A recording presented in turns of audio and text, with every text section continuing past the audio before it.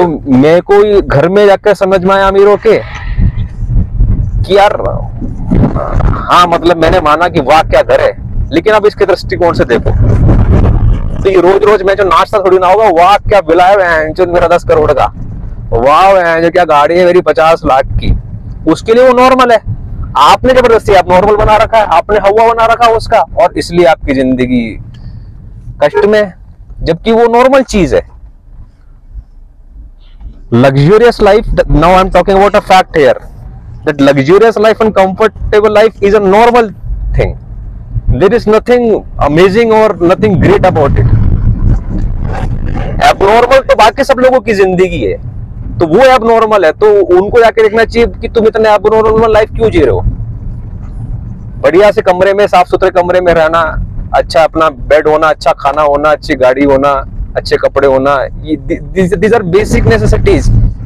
इसके लिए ऐसे क्या जो कि अमीर लोगों की जिंदगी देखो कैसी होती है। चाहूंगा कि हर किसी की अमीर जिसने जो अचीव कर लिया ना, वो उसके लिए अमीरी नहीं है, उसके लिए अमीरी की और डेफिनेशन है। ऑडी ड्राइव करते हैं, लेकिन अब उनका सपना क्या है, उनके लिए वो नॉर्मल है। हाँ तो क्या रोज उसी ऑडी में तो बैठता हूँ, क्या क्या चाटू क्या ऑडी को, हमने उसका रील बना दी, फोटो बना ली क्योंकि हमको लगा कि अच्छी बात है, बट वो रोज उस ऑडी में घुसते, तो इट्स फ्रिकिंग नॉर्मल।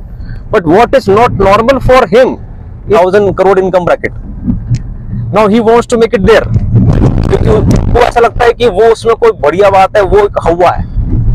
लेकिन जो 1000 करोड़ के इनकम ब्रैकेट में जो लोग हैं, उनके लिए वो नॉर्मल है, और उनके लिए कोई बड़ी चीज पर 5000 10,000 करोड़ का इनकम ब्रैकेट होता है।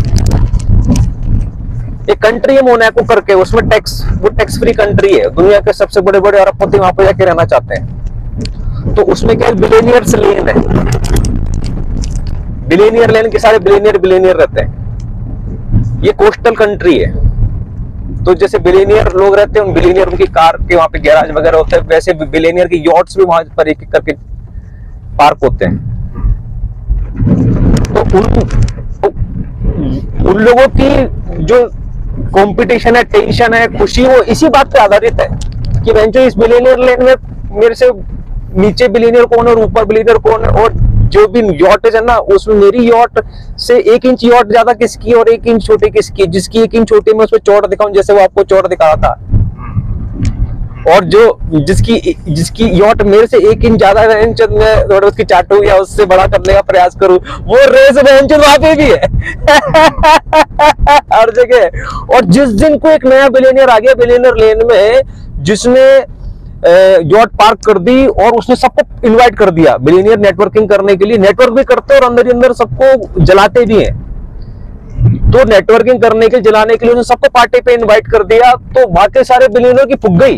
इतने सालों की मेहनत में जो भी उन्होंने अपने अरमान बनाए थे, अपनी अकड़ बनाई थी, नया बिलियनियर आ गया, सबके रेकड़ी निकल गई मेरे क्लास में एक स्टूडेंट था, वो उसके पापा पोर्शे चलाते थे, तो और वो ऐसे कुछ गैजेट वैजेट लेके आता था क्लास में, सब बच्चे उसको बोलते थे अरे वाह ये है वो ऐसा करो, उसको प्रेस करते थे।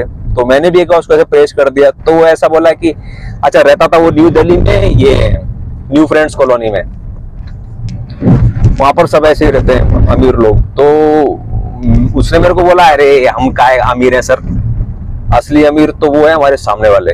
अभी उन्होंने ये रोल्स रॉयस गोश्त ली है और उन्होंने सर एक शेफ रख रखा सर, 60,000 शेफ को देते हैं सर, उसको जो बोलते हैं ना कि मतलब चाइनीज खाना है, आज मुझे मंचूरियन खाना है, आज मुझे साउथ इंडियन खाना है, सर बना के लेकर आते हैं। सर असली अमीर तो वो है सर, हम तो कुछ भी अमीर नहीं है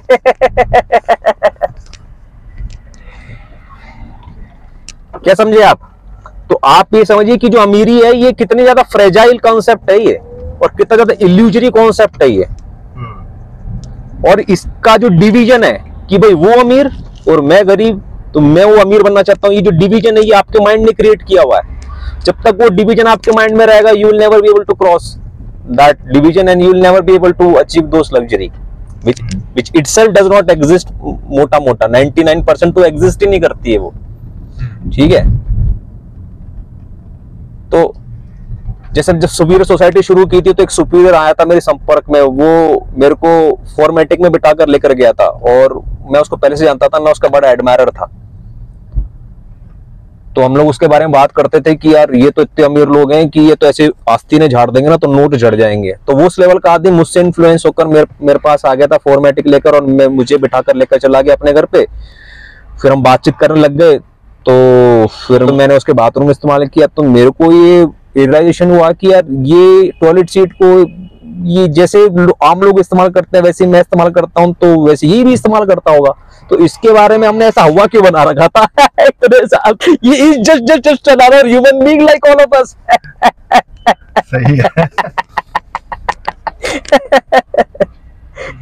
उसके पीठ में जो कहानियां बना रहे हैं 4 गुलाम मिलके, वो यार वो पीटी सर है ना तो ने झाड़ देना, और तुमको पता उनकी सेक्रेटरी के ना बैग में ना नोटों की गड्डियां ऐसे ऐसे थमी रहती हैं। ऐसे अपने इल्यूजन को जो गुलाम लोग होते हैं वो स्ट्रेंथन करते रहते हैं एक दूसरे से बात कर करके बजाय इसके कि आप उस फ्रीक्वेंसी में एंटर करने की कोशिश भी करो, आप पैसे कमाने की कोशिश भी करो, और उस लग्जरी को इल्यूजन को छटाने की कोशिश भी करो। और इल्यूजन लग्जरी का छटने का तरीका ये भी होता है कि आप वास्तव में उस गाड़ी में जाके बैठो, उन बंगलों में एंटर करो, उस टॉप के मॉल में जाओ और थोड़ा वहां पर शांति से गहरी सांस लो। सांस का लग्जरी से बड़ा गहरा संबंध है। वो कैसे? क्योंकि जैसे पैसों से संबंधित कोई बात उठती है ना, आदमी की धीरे धीरे सांस छूटने लगती है। और जो आदमी पैसों के मामले में उतना रिलैक्स्ड है ना, उसकी सांस उतनी गहरी है। अब वो कोई भी हो सकता है, वो 1000 करोड़ का स्वामी भी हो सकता है और वो 5 रुपए का स्वामी भी हो सकता है। तो ये जो लग्जरी है पूरी तरीके से एक परसेप्शन है। उस लग्जरी में 5 रुपए का स्वामी भी जी सकता है, 1000 करोड़ का स्वामी भी जी सकता है, और 1000 करोड़ का स्वामी है वो भी दुखी रह सकता है। राजी यहाँ पर तो ऐसी कोई भी जगह नहीं है। ये ढाबे वगैरह हैं, ये सब तो ऑटो पार्ट वाले जैसे हैं।